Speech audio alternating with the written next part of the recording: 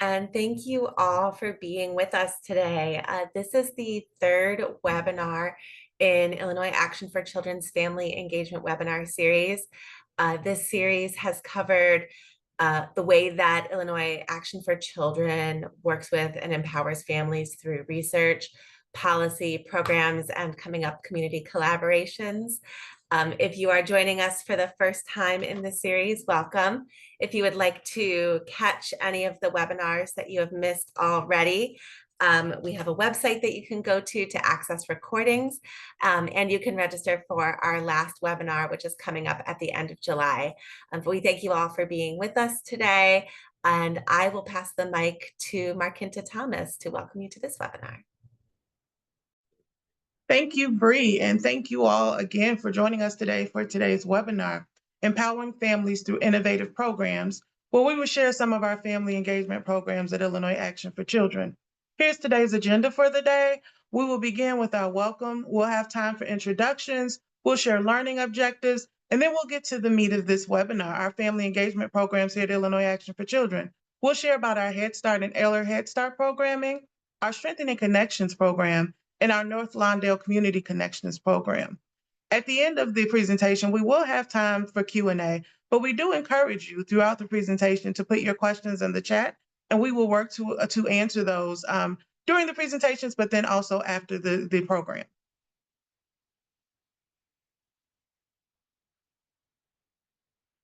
Again, thank you so much for joining us. We have a lot of information to share with you all today, and we're very happy that you decided to join us.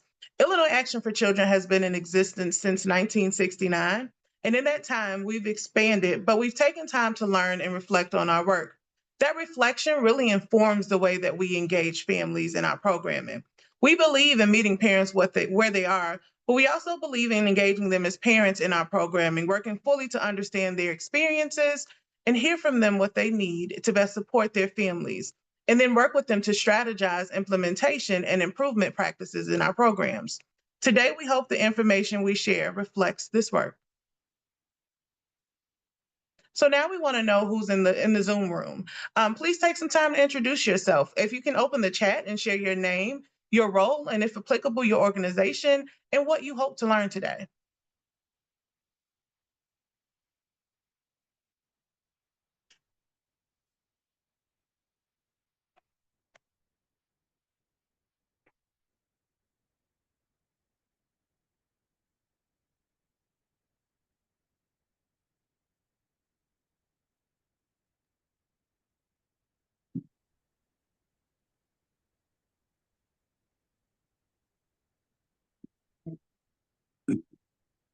And thank you all for sharing. I see some familiar names coming through. I'm not able to see folks on camera, so I'm excited to see the names come through. And I do see families, people sharing about wanting to learn about engaging with families, learn about opportunities to engage with families, strategies that they can implement into their programming. So we really do hope that this presentation brings that for you all.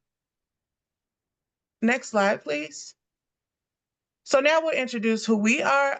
Bree did share that I'm Markinta Thomas. I'm Vice President of Community Impact with Illinois Action for Children. I've been with Illinois Action for Children for 11 years, working in family engagement and community engagement programming. And I will turn it over to Tasha Smith. Good morning, everybody. My name is Tasha Smith. I'm the Director of Referrals and Outreach at Illinois Action for Children. And I've been here 14, almost 15 years in August. I'm really excited to be working with you guys today to tell you about our programs. And I'm just really excited to be here. And I'm going to pass it up to Lakita. Good morning, everyone. I'm Lakita Dillard. I'm the Parent Involvement Coordinator here with Illinois Action for Children. I have been here for just 6 months, but I have been in the field for 25 plus years. Glad to be here. I'm going to pass the ball to Arzel. Good morning, everyone. My name is Rozelle Jones, and I have been working with Illinois Action for Children for 11 years now, working in the North Lawndale community. I am the Director of Community Connections. I've been in the family engagement, community engagement field for a little bit over 25 years now, and I welcome everyone. So learning objectives. Today, with all the information that we share, we do hope that you learn how we build trust with families navigating the justice systems through trauma-informed case management and support. That's our Strengthening Connections program that Tasha will be sharing about. We hope that you learn about the importance of strategic partnerships with local communities to tackle challenges like chronic absenteeism and early learning access. And that's specifically in North Lawndale, and Roselle will be sharing that information. Lastly, we hope that you learn how IFC embeds parent voice in decision-making through the nationally recognized Head Start PFCE framework and policy council. And then we hope that you learn how engaging parents as planning partners and decision makers at the program level can lead to overall program success. And with that, I will turn it over to Lakita Dillard, who will be sharing about our Head Start and Early Head Start programming. Hello, everyone, again. So I am so excited to be here to tell you guys about one of my greatest loves, and that is the Head Start program here at Illinois Action for Children. Pictured here, one of our teachers and one of our parents with their child. Next slide. Okay, so Illinois Action for Children, we have 4 directly operated sites. We are primarily in the South Suburban Cook County location. Our Dalton site is at 729 Eagle Street, Dalton, Illinois.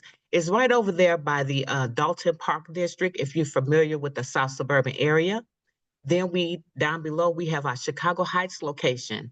That's at 202 South Halsted Street, Lot C1. It's actually behind Perry State College. It's connected to Perry State. Then we have our Harvey South Holland location, 16511 South Park Avenue in South Holland. If you are familiar with that area, is behind a very large church on South Park Street. Then we have our Fort Heights location, which is 1055 Berkeley Avenue in Fort Heights. The beautiful thing about this site is within the community of Fort Heights. Some of those homes over there, it's right in the community for the families. Next slide.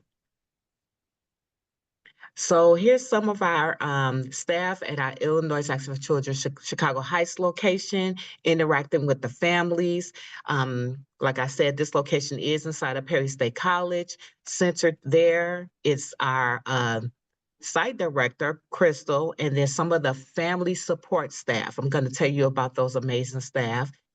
They engage the families in the programs. They provide resources and referrals for all the families. So when a child and a family is coming into the program, we're not just teaching the children, but we're providing resources for the parents. Next slide. Here's our Dalton Early Learning Center. Some of our babies interacting in the classroom. They always have something going on for our children. We offer hands-on help for children that may be struggling, that may have a disability such as autism, all the disabilities a child may have. So we are helping the whole child. Next slide. Here's our Fort Heights location, just a few pics from there. They're always having fun doing painting activities, arts activities. Once again, we have a great curriculum that I'm going to share more about. It's called the Creative Curriculum, and we have an online assessment tool, Teaching Strategies Go. So when our babies are doing activities as such, we are actually observing them and tracking their development. Next slide. And here's some few pics from our Harvey South Holland location. Those are our teachers interacting with our children, basically helping them with those fine motor skills. They're going to learn about drawing. They're going to learn about cutting. And actually that is being tracked too, their fine motor and gross motor development. Next slide. So we do have 4 directly operated sites, but here we also have partner sites. So here's a step up. At our partner sites, we offer early Head Start and Head Start services. So basically it's a private child care center, but inside that child care center, there are early Head Start and Head Start classrooms. We want to ensure that the whole community can take part in the program. Next slide. Here's the site, First Step, which is located in Richton Park, Illinois. It's been in existence for several years. It's a large center out there. But like I said, inside that center, we have Head Start classrooms. So our Head Start program, that is for children from 3 to 5 years. And our Early Head Start program is for children 0 to 3. We also have home-based programs that work out of our 4 directly operated sites and some of our partner sites. That home-based program is where the educator is going to go inside the home and actually teach the parent how to teach the child using a research-based curriculum. Next slide.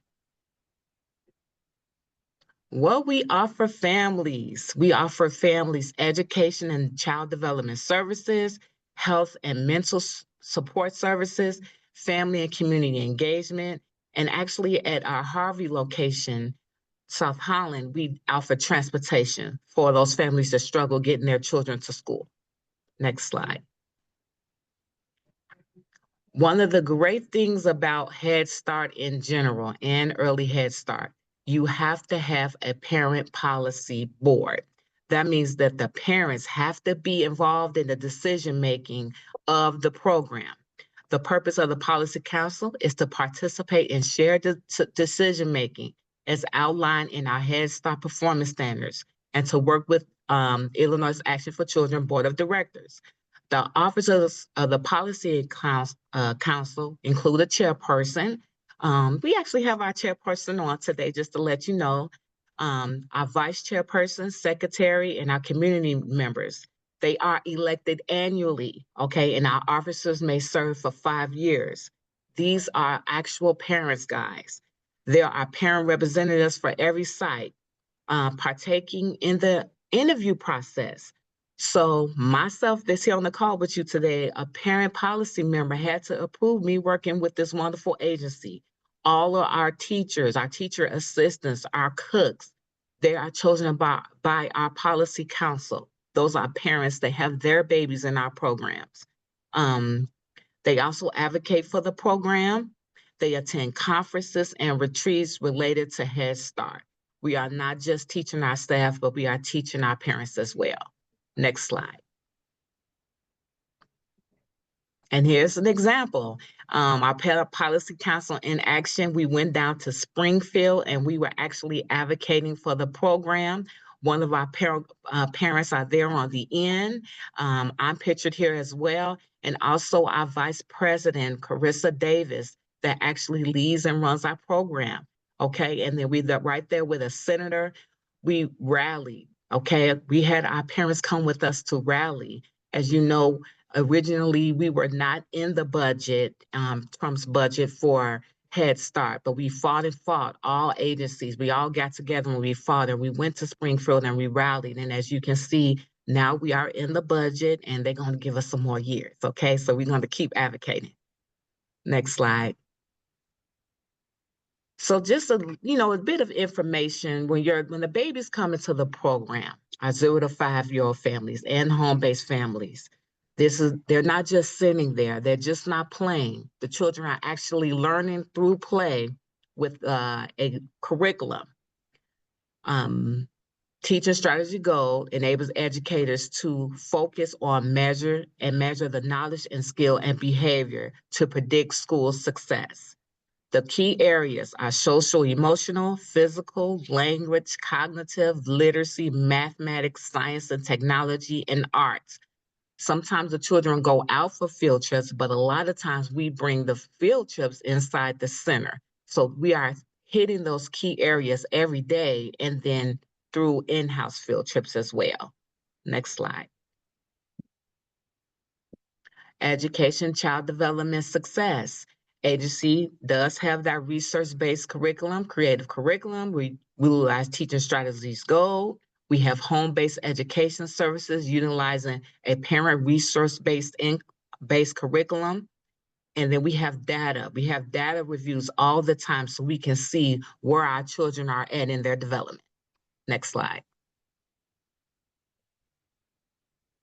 And then this is an example of just how well we're doing here with all the children. All of our programs, even our partner sites, we are tracking the children's growth and development through that teaching strategies goal. As you can see in the fall for language, we were in the red, we were up 60%. Okay. But then when winter came for language, we surpassed that. We went closer to 80%.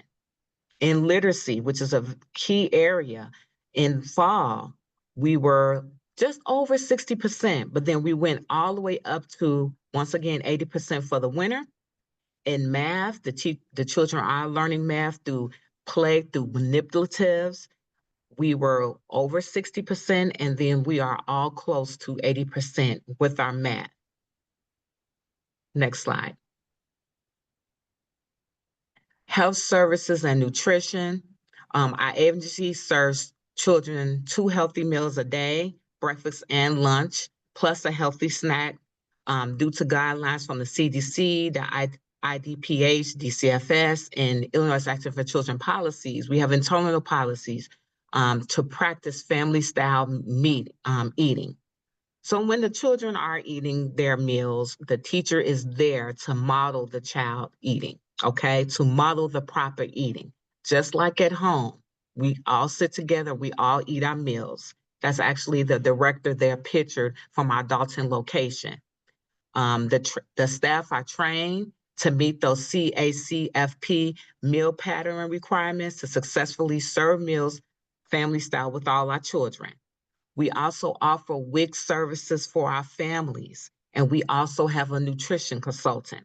So our menu is not just thought up, okay? We also have a nutritionist, a dietitian that gets our meals together for us.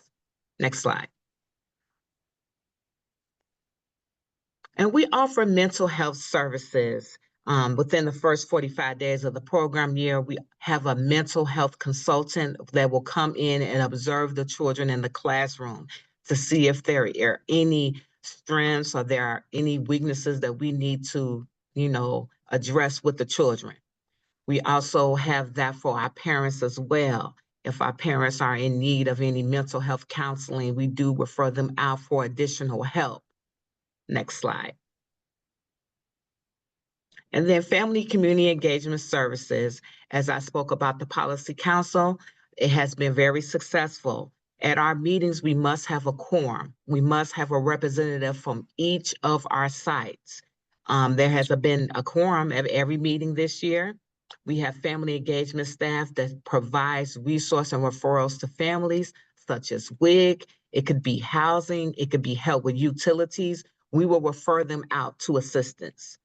Parents have opportunities for professional development, attending our National Head Start conferences, our Illinois Head Start conferences. So when I first started on with the agency, I actually went to an Illinois Head Start conference, okay? And then we also send our staff and our parents to national conferences. Continue professional development. We have center-based activities that engage the entire family, and we always have two-way conversations between staff and families. So the teachers, they actually give the parents take-home activities through a program we have called Ready Rosie. The parent do that activity with the child at home and then come in the classroom and give feedback to our teachers. So our parents are always volunteering in the program. Next slide. And lastly, we are enrolling. We are always looking for new families for our program. There's the link below. We do have openings at all our locations. So we want all our children 0 to 5 years to be in school. And hopefully you choose us, okay? Next slide. Thank you so much. Now I'm going to pass the ball to Tasha Smith so she could tell you about the wonderful work she's doing here with the agency. Thank you, Lakita. It's great hearing about your program, learning about all the wonderful things Head Start is doing. So I'm going to just talk about our Strengthening Connections program. And this program focuses on working with families, supporting families of incarcerated families. Next slide. So roughly 37,000 children in Cook County have a parent and child in jail or incarcerated, with 25% of those children being under the age of 3. We know that the first 5 years are pivotal, and the rapid brain development that occurs during this time will impact the foundation for a child's success. Experiences that occur during this time shape the child's brain and perception. Pre-carceration, many families with their children were a leading source of family income. This traumatic experience impacts a young child. Resources and supports are necessary to support them. Next slide. When we took on this project, we recognized how this project fits into our portfolio of programs as it expands on us supporting parents and caregivers as advocates for families, supporting them to make decisions and to navigate this experience. Additionally, we built this project with families, engaging them as we designed the project and getting feedback from clients and participants to shape this project. We also are strengthening Illinois Action for Children's partnerships and communities. We fully recognize that supporting families is a strong suit for us, but we did not know this population and what they were facing. And we have taken the opportunity to partner with organizations to learn more about resources available for families, barriers faced by families, and what is needed for families as they deal with incarcerated of loved ones. Next slide. So why did we launch this project? In 2021, the Illinois Early Learning Council identified children with jailed and incarcerated parents as a priority population. While Illinois Action for Children acknowledged this addition, we did not do any work around to engage this population, specifically with intentionality and care. In 2022, our CEO was approached by Chicago Beyond with a request for Illinois Action for Children to assist with hosting a family engagement event for incarcerated mothers in collaboration with the Cook County Sheriff's Office. After meeting with the Cook County Sheriff's Office Family Care Team, we hosted a successful Mother's Day event and then also partnered to host a Father's Day event. These events included arts and crafts for the families. We made planters, we had plants, giveaways, materials for the children to make cards for their families, and opportunities to make slime. Those first two events, slimes were the biggest hits for children and families, and we observed quite a bit during these events. Most of all, we really felt strongly that we needed to do more. So when we had the opportunity to apply for Vivo Foundation Build Prize, we jumped up the opportunity to build a program and to support these families. Next slide. We knew that we wanted to help families with this project and connect them to resources, but we also understood from previous program design the importance of engaging those who with lived experiences and others connected to the system in order to build a pilot program that was responsive to the needs of the community and the impacted population. We knew that we wanted to utilize our approach to create a more inclusive program for families and to better understand the population. Next slide. We partnered with Shy by Design to host a series of design workshops. We chose Shy by Design specifically because they approach the design process with an anti-racist lens, calling out the semitic and structural racism that ultimately leads to and reinforces challenging circumstances for communities. Challenging circumstances like incarceration. Our design partners included formerly incarcerated parents, children of formerly incarcerated parents, someone who raised a child while their parent was incarcerated, and other stakeholders, including nonprofit organizations supporting children and supporting formerly incarcerated individuals, DCFSS, IDHS, Cook County Sheriff's Office. The outcome of this work identified barriers to strong family outcomes. 5 key outcomes that are important when supporting families impacted by incarceration, and 3 recommendations for program design. One of those recommendations were guaranteed resources for children and caregivers. This way, we built our program to address while also incorporate other components of the recommendations. Next slide. So we designed this program to provide a clinical case management service to families impacted by incarceration. We hired 2 licensed master level social workers to provide trauma-informed case manager services. Caseworkers work closely with the families to understand their unique circumstances and to support them when navigating supports. When a social worker assesses a client's clinical services and feel we have exhausted all our levels of clinical assistance or need additional mental health services, we refer them to a mental health agency near their demographics for additional service. We use 6 guiding principles to trauma-informed approach. Our goal is to help caregivers and parents minimize the level of trauma a child experiences while a parent is incarcerated. Workers also work with other agencies to avoid duplication of services. This includes work with DCFS and other entities with permission of the client. We also provide emergency funds to assist families with meeting basic needs. We have learned so much with working with these families. Next slide. So some of the work that we work with family engagement events. We do family engagement events quarterly through the Cook County Sheriff's Office. We have so far we have engaged 250 plus families served doing these events. The events offer parents and families, particularly children, positive interaction, relationship strength, time with their jail incarcerated parent. A positive relationship with jail incarcerated parent is essential for children, regardless of parents' circumstances. Part of the family engagement event, we go to the Cook County Jail, and we put tablecloths, we do themes. So Father's Day, we had Father's Day themes. Mother's Day, we had Mother Days. We do arts and crafts for the families. We have this family engaged center stuff. So we take pictures so they can take pictures. It's always like snacks and refreshments there for them. And the families are able to take the games home that they play with. And this is a great time for them to bond. And the incarcerated individual typically doesn't have they're not handcuffed and they are in plain clothes. And so the guards are in plain clothes, so they get a chance to interact with their families. And the child sees the families, the parent not engaged like they're in jail or incarcerated. Next slide. So one of the things that really is fun is our family child dance. We father child dance we had for our families. So was inspired by the documentary, Netflix documentary Daughters. We were approached by the Cook County Sheriff's Office to create the event for the Father's Day program. The fathers held the dance at the Cook County Sheriff's Office. We held the Father's Dance, and the theme of the event was "We Love You to the Moon and Back." The incarcerated fathers and families were dressed up in dance attire. The 2-hour event was filled with dancing. We had a DJ, cater hot meals, games, picture taking, and gifts. Each child received a teddy bear to remember the occasion, and the teddy bear had the theme of "We Love You to the Moon and Back."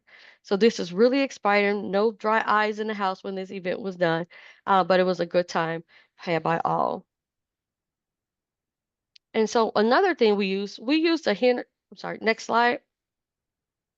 We use a human-centered design approach when creating the peer support groups. So we had 10 clients participating in a focus group to help design the structure and format in the meeting. We discussed the time and the place for the meeting, the virtual or in-person topics, and what they wanted to walk away with after each meeting. And so the outcomes for this thing, we decided that we're going to have these meetings bi-monthly. Some of the topics we had so far have mental health 101 workshop. What is PTSD? ACEs for all. At each meeting, more and more clients attend the focus group. The clients share freely about things that they're going with and with their families. And clients even shared, she has told us things that she haven't told her therapist. And so we just wanted to make sure that people had a safe space to share their feelings and let them know that being in a group of peers and hearing similar circumstances may prompt the clients to move forward towards personal counseling services. It creates a sense of belonging and community, especially for people who may feel marginalized or misunderstood. And seeing each other further in the journey can offer hope and motivation. Next slide. And so we wanted just to expand on what we have. So our current partnerships are, we work with Trilogy Behavioral Health Services. We work with Put Me in Sports Grant, and this grant provides sports opportunities for incarcerated children. I'm not sorry, not incarcerated children, incarcerated parents of children, and the children are able to participate in different sports through the grant. We partner with Prison Family Alliance, Cook County Sheriff's Office, the Illinois Department of Corrections, and we want to expand our future partnerships with Legal Aid, Illinois Department of Corrections, additional mental health supports and services, Social Service Agency, and strengthening partnership with IDEC. Next slide. And so our 2026-2027 goals is one, develop and strengthen relationships. For the future of our expand and deepen the program to impact more children and families throughout the state.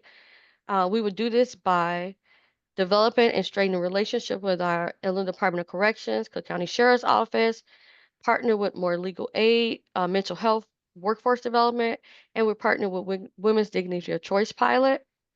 And we want to engage and support family and children, do more and more trauma-informed case management, peer support, jail prison training, train the staff to make sure they're able to work with the families, and do more family engagement events.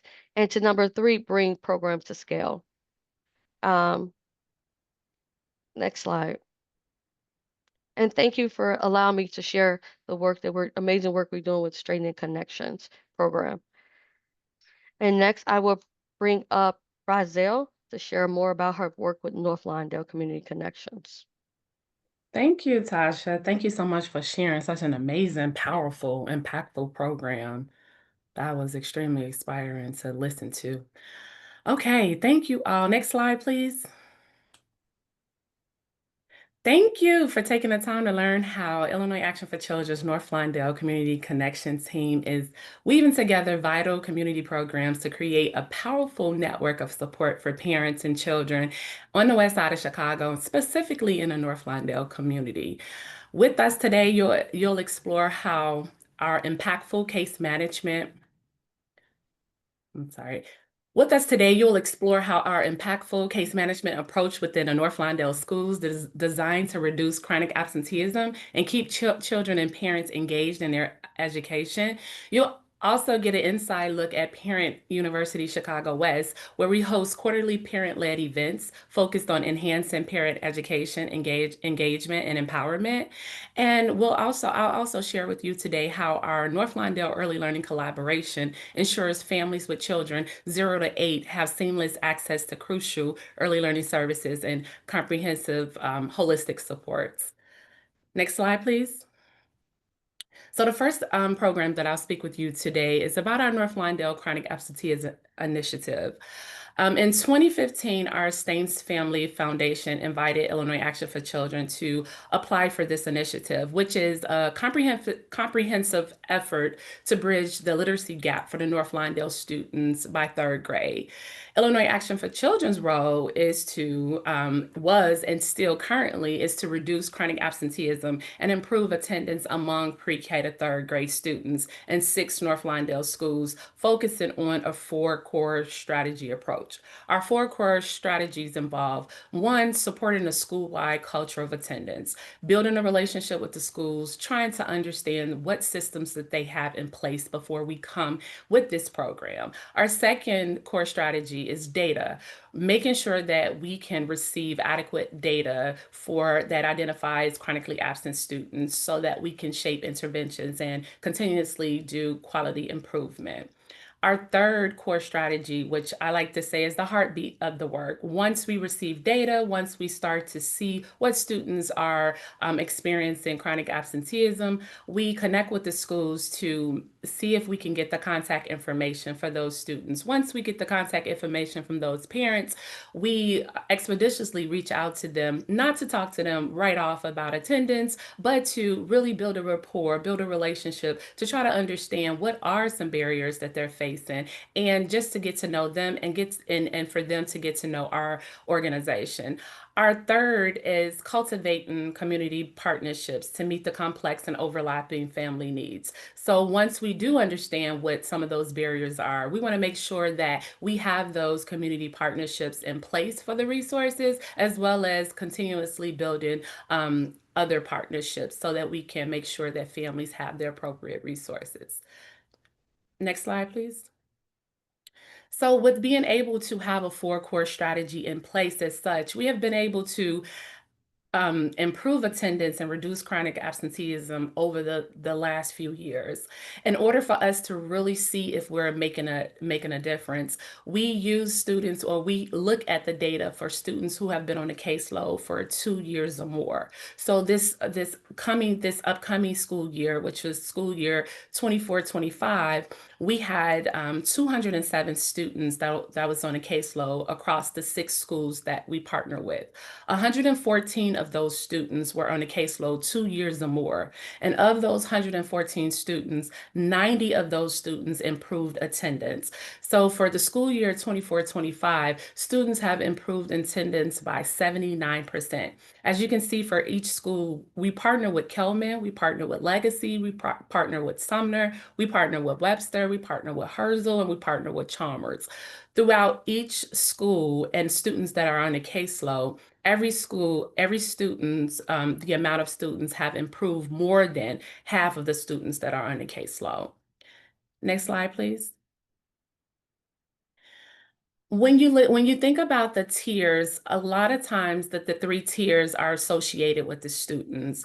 Our 3-tier attendance approach is associated with supporting the schools. We have 3 tiers that are the first tier. We work with the school and a school-wide through a school-wide attendance strategies focusing on pre-K to 8th grade. So the first tier, we work with schools to make sure that they have attendance messaging, hosting school-wide parent workshops. We host 2 workshops across the 6 schools in the beginning of the school year and at the end of the school year, which are parent-led, or we'll work with the school to hear what trends are going on in the school so that we can bring out facilitators to come and host these workshops. We engage in school-wide events and we share community resources. And that is our tier 1. So for each school, schools are transitioned in tier levels. So we started out with 2 schools, and then we were at 4 schools, and then we were at 6 schools. Each school have a different level of tier. For this school year, all schools are on a 3-tier level. Our second tier is working with schools through high-level pre-K through 3rd grade school connections. So for this tier, we work with the schools to help develop attendance team or join attendance teams that are already in existence. And in these attendance teams, we try to work with their staff to create some strategies around attendance strategies for the students that are missing days.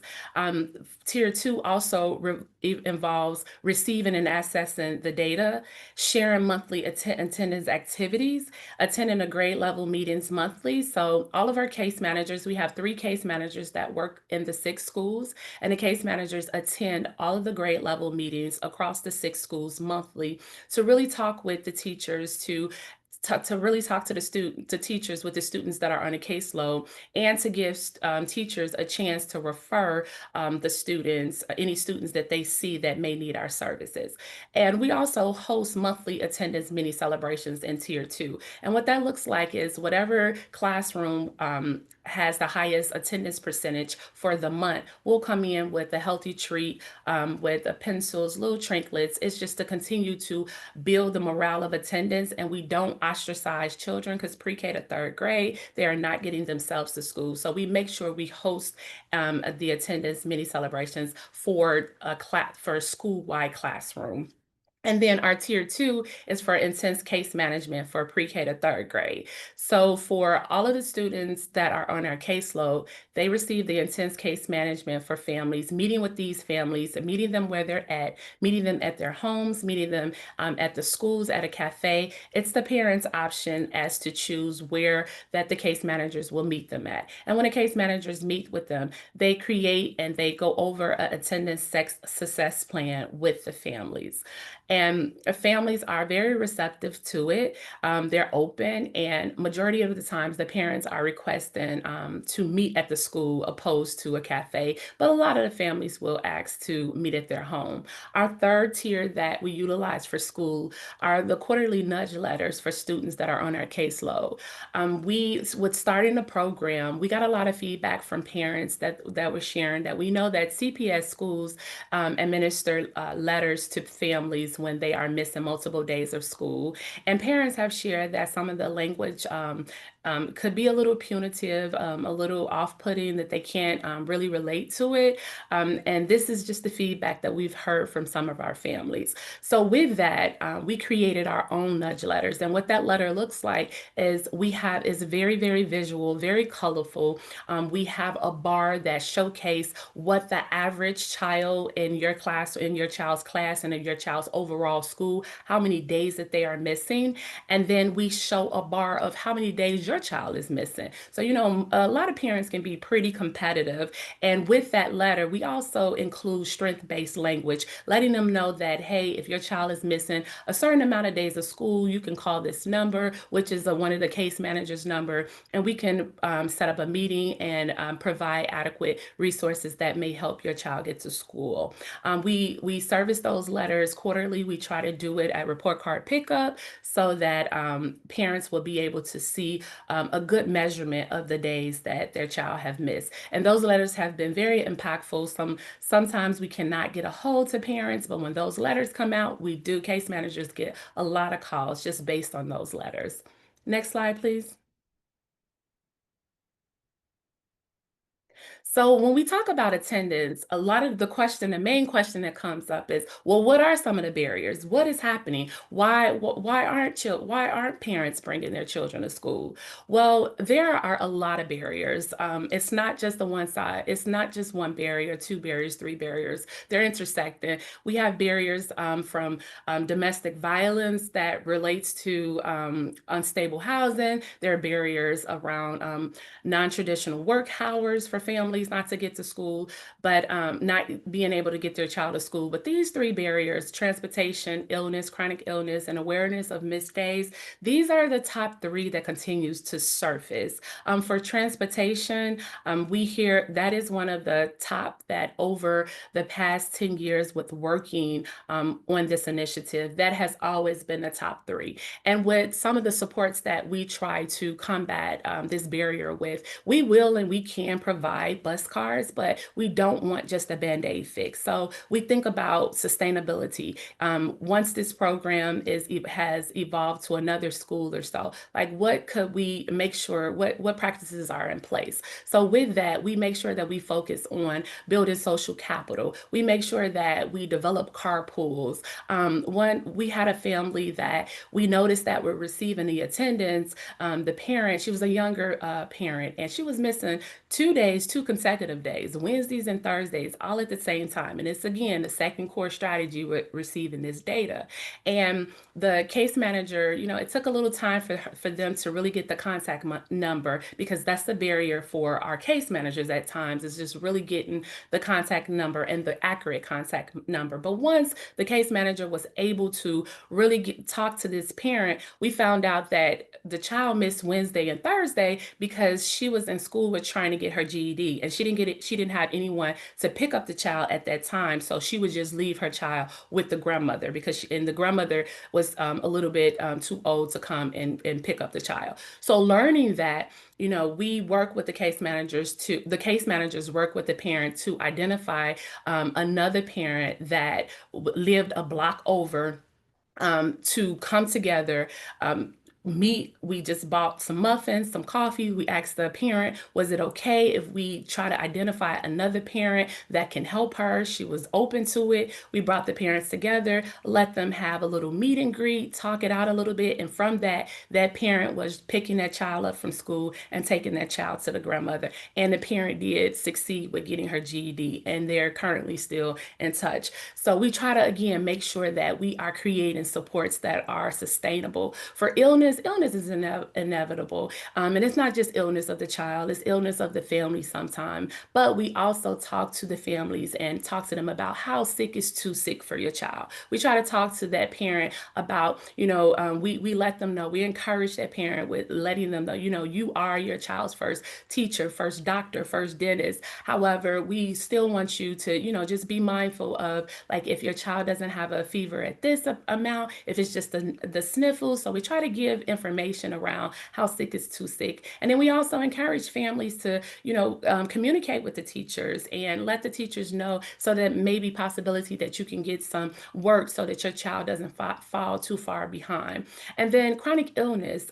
we work with the families for them to have, some families don't know about the resources when they have children that are chronically ill, such as we have families that have children experiencing sickle cell, chronic asthma, seizures. And with that, students miss a pretty chunk of school. So we try to work with the families to make sure that they have the 504 medical plan in place. And a lot of parents don't know about that. So we kind of walk them through it. We kind of coordinate with them, with the family, the school, and their doctor's office to make sure that they have that paperwork signed off so that they can have modification and know they have additional resources when they have students that are facing chronic illness. And then thirdly, awareness of missed days.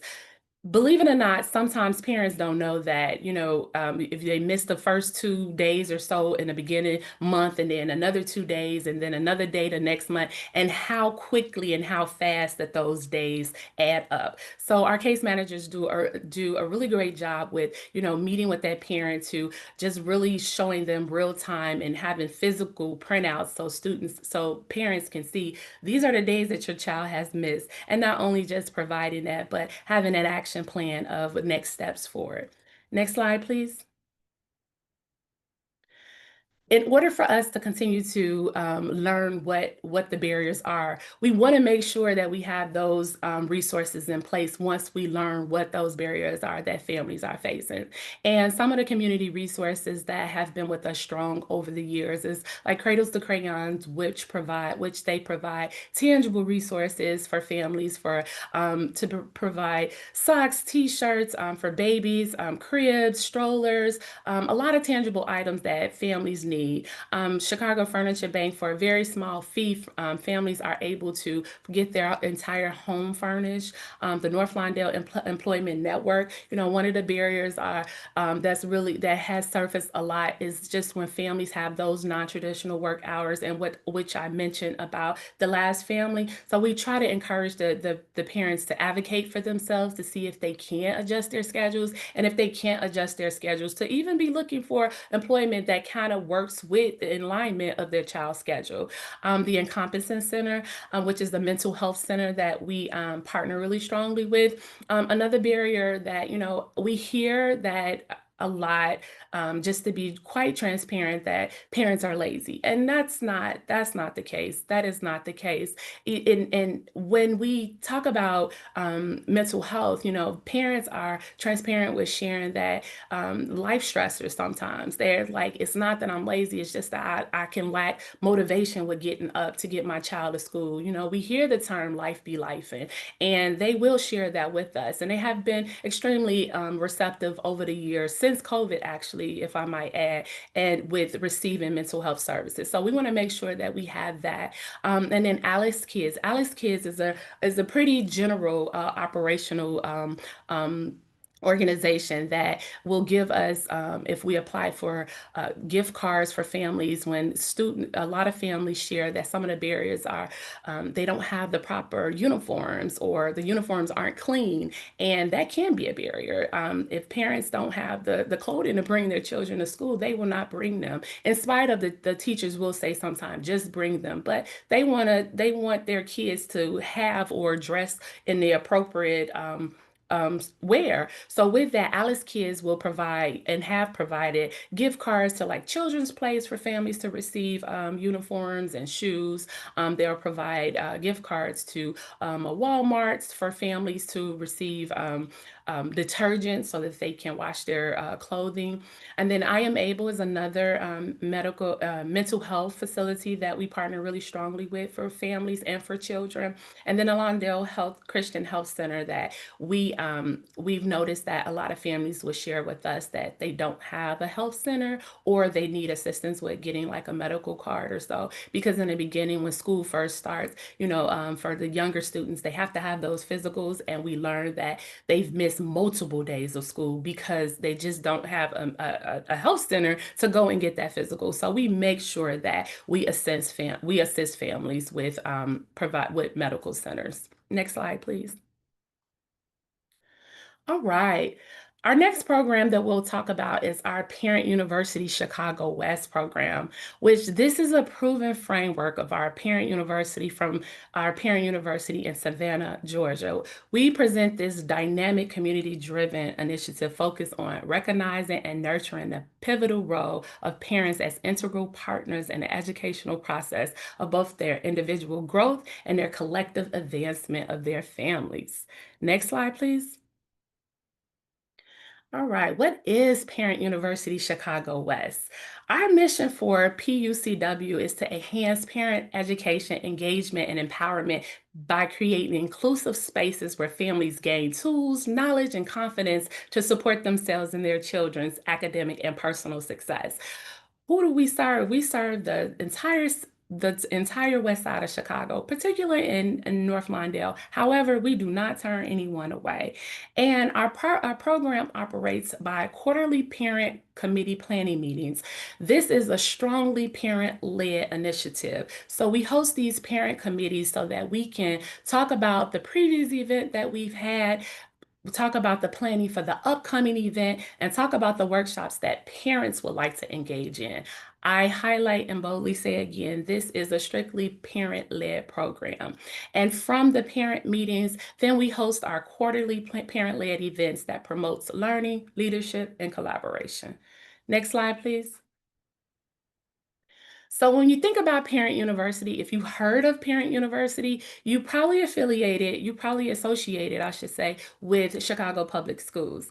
However, Parent University Chicago West is not affiliated with Chicago Public Schools. Although they are strong partners with us, we are not affiliated with them. The Staines Family Foundation asked Michael O'Neill to come to the community to talk to constituents about bringing this program as a community-based program.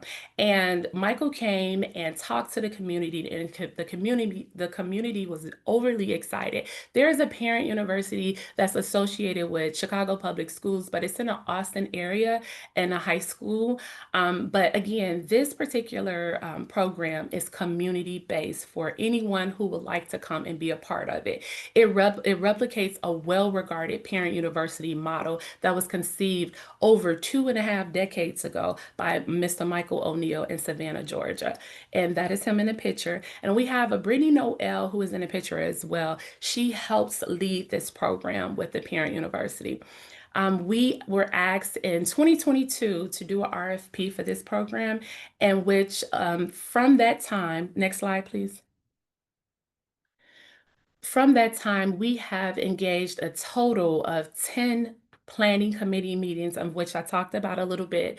We have hosted 10 parent university events, and we've implemented 58 workshops. So this program has been active for a little bit over 2.5 years now. And of that, we've engaged 515 caregivers, 385 children, 194 community resource vendors, 49 childcare teachers, and 99 volunteers. Next slide, please. Of the 58 workshops that we implemented, again, these are all parent-led. And the way that it works is parents will have multiple lists of 100 to 200 workshops to choose from, as well as for them to come with their own inputs on workshops to choose from. And from that, we would do a voting, we would do a ranking. We'll do a voting and a ranking with the parent plan committee. From that, we will take that voting and we will work with our other schools and parents to survey for them to rank what workshops for the events that they would like to engage in.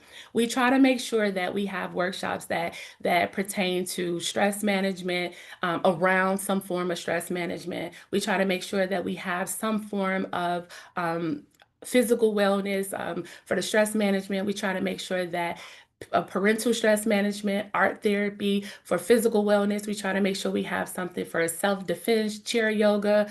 We try to make sure that we have educational for parent-child, from understanding your child's IEP to effective parent-child communication. We also have dual workshops for parents, and this is all what parents have required, what they have asked for. Dual workshops such as a workshop on bullying. Parents ask, could we do something around bullying and involve our children in this workshop, make sure that the language is delicate and make sure that it's appropriate. And it was extremely impactful. And we not only have the children, we not only had the parents share out what their takeaways, the children were sharing out their takeaways from this impactful dual workshop around bullying. We just had an event June 21st. We approached our 10th event, our double-digit event. And some of the workshops that we hosted was the public speaking, use your words, words matter, protecting your child online, art therapy, what stress can do to the body, and cardio drumming. Again, all what parents decided. Next slide, please. We had our inaugural graduation, our first graduation just this past February in 2025, which was extremely successful. We asked our parents the way that the graduation worked. We asked parents to obtain at least 28 credits out of 32 credits. So that is per workshop, they can receive 4 credits per workshop. We traditionally have 6 to 7 workshops, and parents can choose 2 workshops of the 6 to 7 workshops. So if parents are attending 3 out of the 4 events, they are eligible for graduation. And it is a real graduation. They receive certificates, we have entertainment, it's fellowship, and it was a really, really, really great outcome. Next slide, please. You know, with every program, we must receive some feedback. We want to receive feedback for continuous quality improvement. So we have we've surveyed over 170, close to 170 parents, no, actually over 170 parents. And with that, we've received an average of 9.5 out of one out of on a scale of 1 to 10. And some of the sample questions that we asked the parents on a scale of 1 to 10, how likely are you to refer others? And then we also asked parents, do you feel more knowledgeable from attending any of the workshops? So we want to try to not only ask to see how we can improve for the next one, but also we want to make sure that they are receiving information that can be a ripple effect to not just themselves, but for the families that they serve. Next slide, please.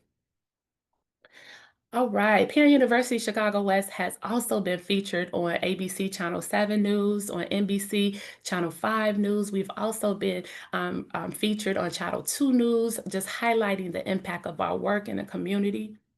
Additionally, we've been recognized in a powerful article by the Citizen newspaper, a testament to the dedication of our families and partners and team members. On these features, parents have really showed up to interview about and spoke out about their experience with involvement with Parent University Chicago West. Next slide, please. Okay, so this is our third and last program that I'll share with you today, which is our North Lawndale Early Learning Collaboration, which derived from our North Lawndale Innovation Zone for over a decade now.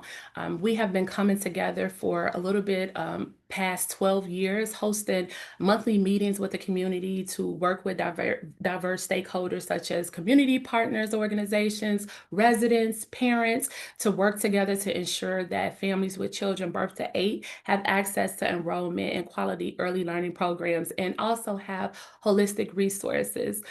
We share monthly newsletters with pertinent information about resources and community events. We share this wide with parents. We work with the parents and we work with the organizations to orchestrate this newsletter together so that we can make sure that we are sharing out what is happening throughout the west side of Chicago.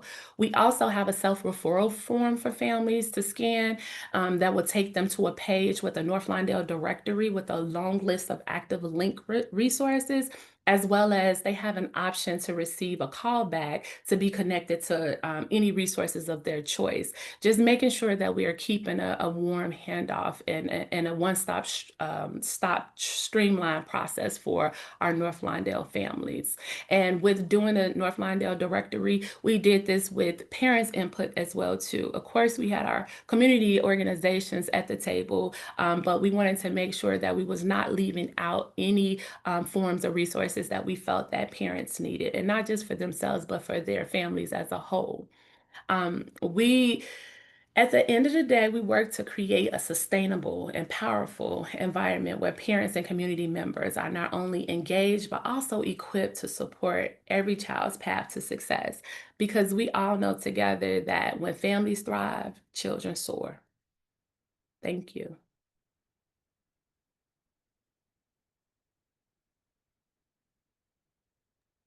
Thank you to Tasha, Rozelle, and Lakita for sharing about our family engagement programs that they are overseeing.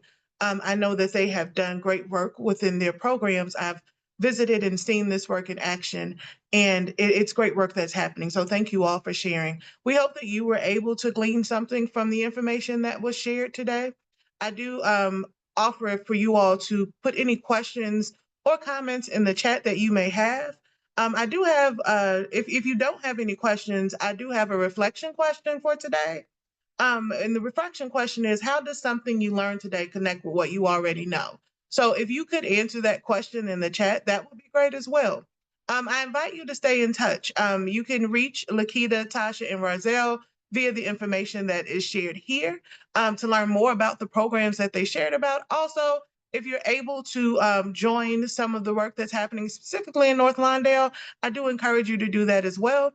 You all did receive the slide deck for this presentation, and there are links in the slide deck. So there are links to information on our website about our early learning programs, about strengthening connections, and also about North Lawndale Community Connections. And there are also links in throughout the slide deck sharing the information about the Parent University work with testimonials from parents about their experiences being involved with Parent University as well. So I encourage you to click those links and watch those news services, those news programs where they highlighted the program as well. And again, we do thank you for joining us today. I see, how would a person get involved with the program for incarcerated parents? It sounds like a fantastic program for the child and the parent. Yes, Gail. So we are working with parents through referrals from directly from Cook County Sheriff's Office. That is how we are connecting with the parents who are part of our case management services. However, we are trying to expand to the state to work with families who are incarcerated with IDOC. We have received some referrals from our early learning programs and referrals outside of Cook County as well. So if there are parents that you feel as though would be a good fit for that program, I do encourage you to reach out to Tasha and she could share, she could work with you to connect those parents to the program.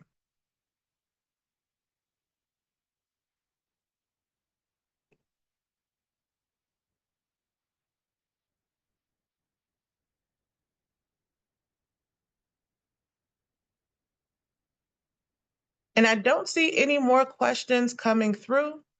But I do encourage you all again to reach out to us if you have any questions, if anything pops in your mind. And again, thank you for joining us today. We are very happy that we were able to share this information with you, and we hope that you're able to, there's another one. How can we start some programs like this in the Inglewood community? Michaela, thank you for that question. I would say, well, actually, I'm not sure which programs you're referring to, possibly the programs that are happening in North Lawndale, since you mentioned the community, but I would say reach out and connect with us and we definitely can talk about that.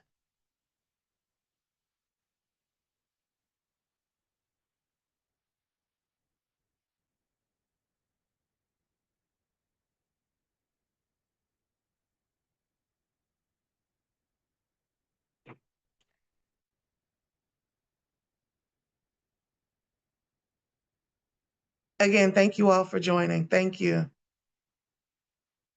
And again, kudos to my colleagues. Wonderful work you're doing. Thank you for sharing. Thank you for your presentations. Thank you all. All right. Thanks everyone for being here. If there Thank you. aren't any further questions, I will go ahead and close the meeting, but we will share these slides as a follow-up. So if folks do find themselves with a question later, do feel free to reach out to Lakita, Tasha, Rozelle, or Markinta. All right. Thanks so much, everybody, for being here. Yeah. Thank Bye.